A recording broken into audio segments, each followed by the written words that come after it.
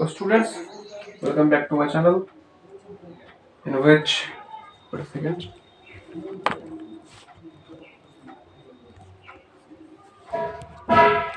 in which we try to make math a bit more fun. And today we are gonna be continuing our idea series trigonometric functions. In the last video I promised that next video would be about cot inverse function, but I think we should go sequence first. First we did sin inverse, then we did cos inverse, then we did tan inverse. I think right now it would be only justified if I did the cot inverse function. Sorry, the cosec inverse function. Okay, so let's do that. Ignore the construction noise in the background.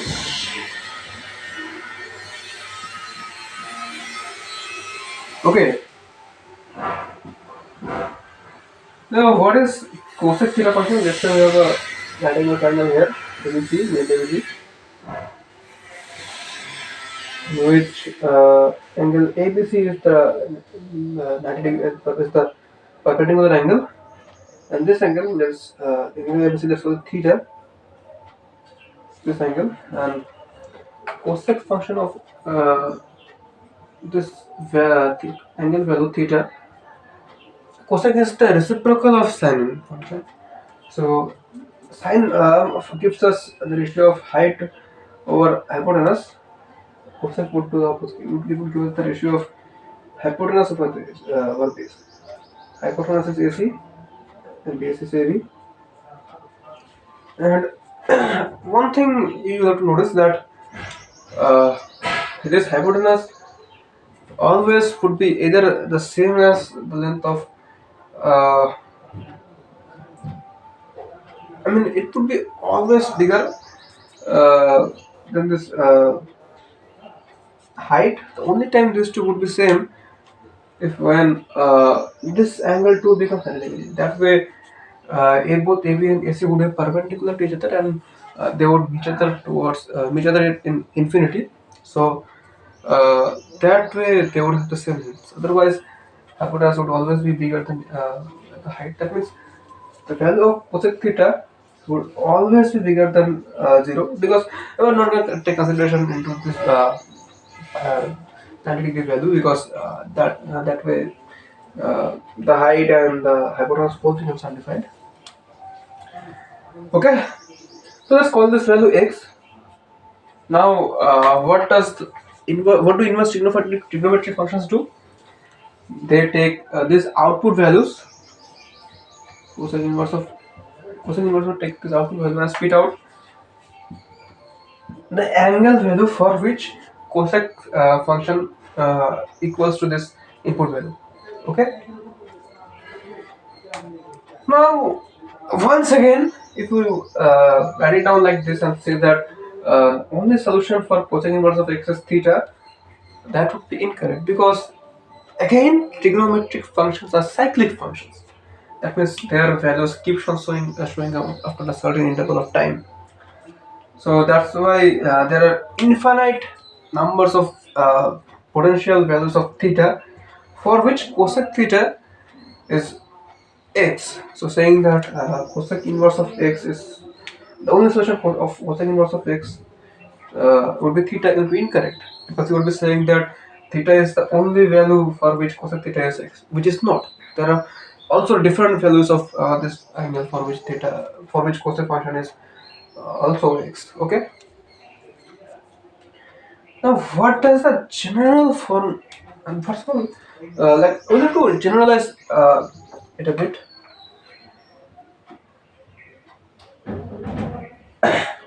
It actually cosec and sine are very similar to each other. It would actually look like this: n pi plus minus 1 to the n times theta.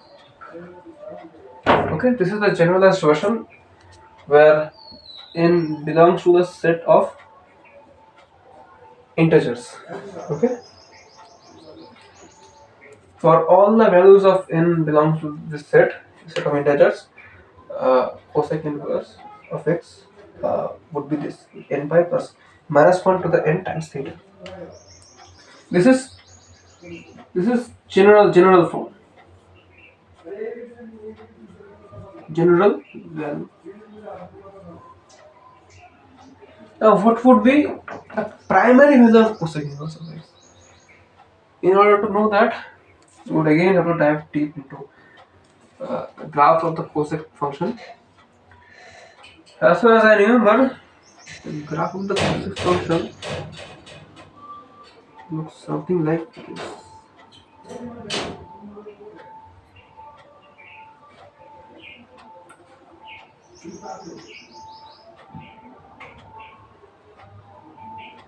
It never touches x equals 0.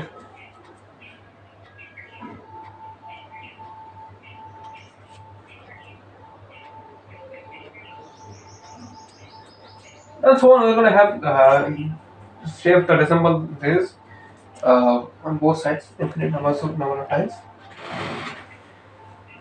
Now, this particular value where cosec theta hits its lowest, its lowest possible positive value is positive pi over 2 for x, and this lowest possible positive. First of all, the x-axis represents here the values of theta.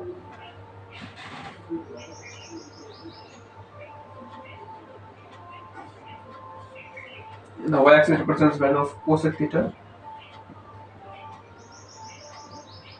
Basically, x in x that were x this x that we have put into this cosec inverse function. So where were we? We're saying that when this cosec inverse function hits uh, its lowest possible positive value for the first time, it's positive pi over 2, and when it hits, and the value is plus 1, and when it hits its highest possible negative value, that position is negative pi over 2, and that value of cosec function is minus 1. Okay. Why that is, you might ask again, because the the worst it can get to for cosec function is like when this angle when this angle as well is radian, so pi by 2 radian, only then the hypotenuse and the height both would meet each other in infinity, and then the ratio should be 1, so we can put this 1 over here. And for when it gets to negative pi over 2, basically what happens is that height and hypotenuse, they definitely reach up to infinity, but the direction is opposite to each other. So that means if we assume that one of hits positive infinity, another one will hit negative infinity. That is why their ratio is negative 1. Okay. Now, primary value, I have told you guys, is a range inside of which all the possible values of the original trigonometric function is covered, and that it would be better if that entire range is in the positive side of the x-axis. But if it's not, I mean, it definitely is, but we're going to be prioritizing first of all getting the total range inside of the inside like basically what we want to do is we want to get a range as close as possible to the y-axis, which range covers all the possible values of cosec theta function. And according to this graph, this range is from negative pi over 2 to positive pi over 2. Okay, so primary value of cosec theta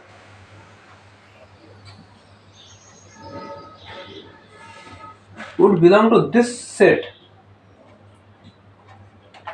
This set cosec inverse of x, primary value of cosec inverse of x would belong to this set of minus pi over 2 to positive pi over 2. Now,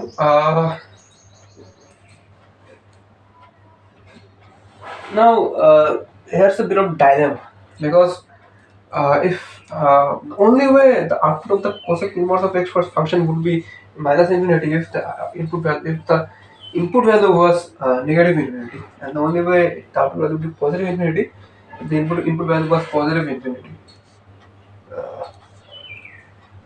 So, uh, some say that we should write it down like this using first brackets because uh, we can actually never approach infinity because that is an undefined value. So some people like to do this as well, but I would recommend doing it like this. Okay, now what would be the domain and range of this cosec inverse function? First of all, what is domain? Domain is a set of all the possible values which can be uh, input values of the function. So domain would be domain would belong to this set that starts from minus infinity and ends in positive infinity. Now here we have to use first bracket because infinity is not a defined number. It's undefined. So we can never actually approach it no matter how large of a number you can think that number is not gonna be infinity. Let's say you think a number of like 100 trillion, you still got numbers that are unimaginably huge at that. Okay, so there actually exists no defined value of infinity, so you can never actually reach that. So we have to use this first brackets, this like regular looking brackets, and range. Now range is all the possible output values. Now obviously if you are talking about uh, this general value, then we can again uh, go like from any, you can again go to any point you want.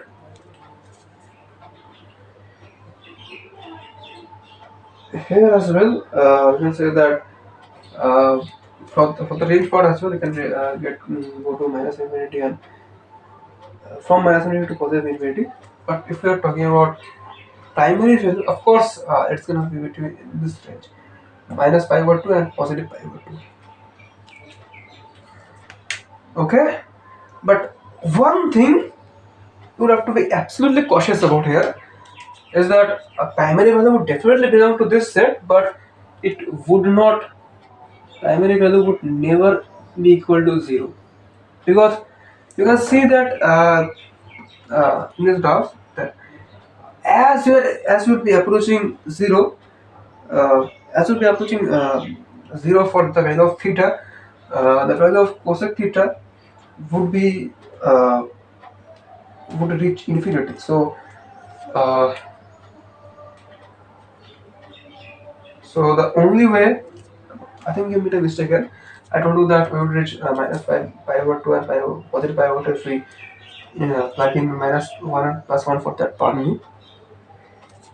If we plug in a 0 here in the cosec inverse function, we would uh,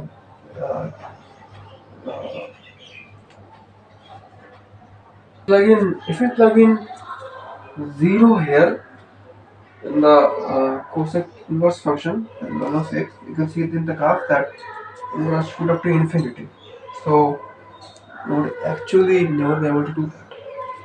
So the only way we would have primary value as 0 here if of not the primary value, the output of the cosec function would be 0 only if the input was 0. And you can see that here as well, uh, if this angle becomes 0, that means if if theta equals 0, then this triangle will become a straight line.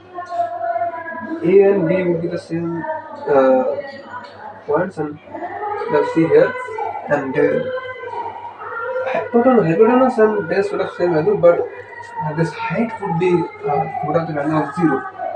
So this way cosec theta or cosec 0 will become this value, let's call it AC, over this height value which is 0. So for this is gonna be undefined. I previously made a mistake here, saying that cosec inverse of infinity is gonna give us minus pi over 2. Cosec inverse of minus infinity is gonna give us minus pi over 2, and cosec inverse of infinity is gonna give us pi over 2. That was actually my mistake. Extremely sorry about that. What I actually wanted to say is that cosec inverse of minus 1 would give us minus pi over 2, and cosec inverse of plus 1 would give us pi over 2. Sometimes I'm a human person, sometimes I do make a few mistakes. Okay, I think this was it for the video. And if you guys think that you have doubts regarding anything I have taught you guys today, then do let me know about it in the comment section. I have tried to resolve your doubts. And again, I have been trying to change the lighting angle a bit because of you are complaining that a reflection under the board is created because of my lighting was at the back of the camera. So that makes it hard to understand, hard to read. Uh, Let me know how this lighting works. Okay. Until the next one drops, keep learning.